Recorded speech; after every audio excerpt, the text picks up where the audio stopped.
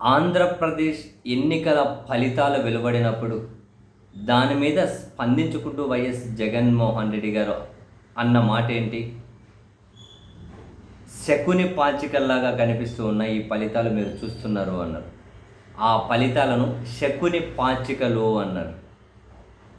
So సంవత్సరం కిందట జగన్మోహన్ రెడ్డి గారు అన్న శకుని పాచికల మీద అప్పుడు ఎంత చర్చ జరిగిందో తెలియదు, కానీ మనం చూసాం. మనం చాలా వరకు ఆ ఎన్నికల మీద చాలా మాట్లాడుకున్నాం. చాలామంది మాట్లాడే కూడా భయపడ్డారు, నోరు కూడా తెరవలేదు. మనం వాటి మీద చాలా చాలా చాలా ఎక్కువనే చర్చించుకున్నాం. సంవత్సరం కింద జగన్ గారి శకుని పాంచికులు అనే మాట మీద తాజాగా రాహుల్ గాంధీ గారు మహారాష్ట్ర ఎన్నికల గురించి, రాబోయే బీహార్ ఎన్నికల్లో ఏ విధంగా జరగబోతుందనే దాని మీద, ఏ విధంగా ఎన్నికల ఫలితాలను 5 వేస్లో 5 మార్గాలను ఉపయోగించి ట్యాంపర్ చేశారు అని రాహుల్ గాంధీ గారు లాంటి నేతనే తాజాగా కామెంట్స్ చేసిన తర్వాత, ఎడిటోరియల్స్ రాసిన తర్వాత దేశవ్యాప్తంగా చర్చ జరుగుతుంది. జగన్ గారు అన్న శకుని పాచికల అనే దాని చుట్టూ కూడా చర్చ జరుగుతుంది. 1 by 1 బయటకు వస్తూ ఉన్నారు. మనం చూసాం పివిఎస్ఎన్ శర్మ అనే మాజీ ఐఏఎస్ గారు ఒక్క మాట కూడా గాలి మాట లేదు. ప్రతిదీ లెక్కల ప్రకారం 19లో ఏం జరిగింది, 24లో ఏం జరిగింది, 24 ఈసీ ఏ టైంకి ఎట్లా పోలింగ్ పర్సెంటేజ్ ప్రకటించింది, ఎట్లా సాధ్యం, ఎన్ని లక్షల ఓట్లు పెరిగాయి, ప్రతిదీ కూడా ఆయన లెక్కల ప్రకారం వివరించుకుంటూ మనం మాట్లాడుకున్నప్పటికీ థ్రైస్ దాని గురించి ఆయన ట్వీట్లు చేస్తూ ఉన్నారు. అండ్ శ్రీకాంత్ రెడ్డి గారు, రాయచోటి మాజీ ఎమ్మెల్యే, ఆయన ట్వీట్ చేశారు. 12 ఉప ఎన్నిక, 14, 19, 24 ఎన్నికలు నేను చూశాను. వైసీపీకి ఎన్ని ఓట్లు ఉన్నాయో ఈ 4 సార్లు అన్నే ఓట్లు పడ్డాయి. టీడీపీకి ఎన్ని ఓట్లు ఉన్నాయో 12, 14, 19 3 సార్లు అవే ఓట్లు పడ్డాయి. ఒక 24లో మాత్రం అనూహ్యంగా 30,000 ఓట్లు మా నియోజకవర్గంలో ఎక్స్ట్రా యాడ్ చేయబడ్డాయి. ఆ 30,000 ఓట్లు టీడీపీకే పడ్డాయి. ఇది మాత్రం ఆశ్చర్యంగానే ఉందని ఆయన ఇప్పుడు బయటకు వచ్చి, సరే ఇంతకుముందు ఎప్పుడు ఎందుకు చెప్పలేదు ఏంటి అని ఆ ప్రశ్నలు ఇవంతా ఇప్పుడు సరే అఫ్కోర్స్ ఇప్పుడు ఈ వివరాలు వీళ్ళు బయటపెట్టి కూడా దానివల్ల ఫలితమే ఉండకపోవచ్చు.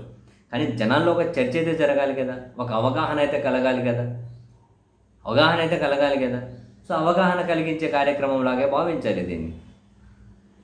సో మరి పెరిగిన ఓట్లని ఎలా వచ్చాయి అని, ఒక 30,000 ఓట్లు పెరిగితే పెరిగినవన్నీ ఒకే పార్టీకి ఎట్లా పడ్డాయి అని చెప్పి ఆ పాయింట్ని ఆయన బయటకు తీశారు.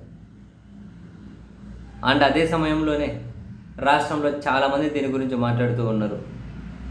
ఎలక్షన్ కమిషన్ రాహుల్ గాంధీ గారి మీద ఇమ్మీడియట్గా స్పందించి చట్టపరమైన చర్యలు తీసుకుంటామని చెప్పిన ఎలక్షన్ కమిషన్ సుప్రీంకోర్టు ఆదేశాల ప్రకారం ఆయన వీవీప్యాట్ స్లిప్లు ఒక్క చోట కూడా ఏపీలో ఎందుకు లెక్క పెట్టలేదు అనే ప్రశ్నలు మళ్ళీ వస్తున్నాయి. అసలు పోలింగ్ పర్సెంటేజ్ ప్రకటించే ఆంధ్రప్రదేశ్లో 5 రోజుల టైం ఎందుకు తీసుకుంటున్నారు అన్న ప్రశ్నలు, ఈవీఎం మిషన్లలో బ్యాటరీ 100% ఎందుకు ఉంది, అంత పోలింగ్ శాతం అంతమంది ఓట్లు వేసిన తర్వాత కూడా 40 రోజుల తర్వాత కూడా ఎందుకు అలాగే ఉంది అన్న ప్రశ్నలు వరుస పెట్టి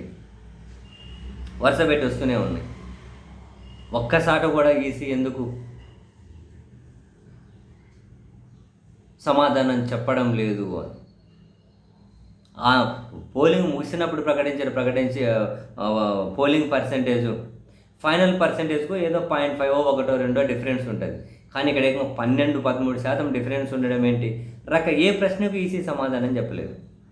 అండ్ జగన్మోహన్ రెడ్డి గారు చెప్పిన శకుని పాచికలు అనే దాని చుట్టూ పెద్ద ఎత్తున మళ్ళీ చర్చ జరుగుతూ ఉంది. మళ్ళీ మీరు గుర్తుపెట్టుకోండి, ఆ చర్చ వల్ల ఆంధ్రప్రదేశ్ ఫలితాలేవో మారతాయనో, ఆంధ్రప్రదేశ్ ఇంకేవో అనూహ్య పరిణామాలు జరుగుతాయి అనేది కాదు. ఇక్కడ జరిగేదేదో జరిగిపోయిందని చెప్పి వదిలిపెట్టేయకూడదు కదా. ఒక అర్థవంతమైన చర్చకైతే జరగాలి కదా. కొన్ని అర్థవంతమైనటువంటి ప్రశ్నలు, అనుమానాలకు ఈ వ్యవస్థలు సమాధానం చెబితేనే కదా వ్యవస్థల మీద, ఎన్నికల వ్యవస్థ మీద ప్రజలకు విశ్వాసం వచ్చేది. సో అలా జరగనప్పుడు వ్యవస్థల మీద ఒక ప్రెజర్ చేసి, ఒకవేళ నిజంగానే ఏవైనా తప్పులు జరిగి ఉంటే అవి రిపీట్ కాకుండా చూడాల్సిన బాధ్యత అయితే ఉంటుంది కదా పౌర సమాజం మీద.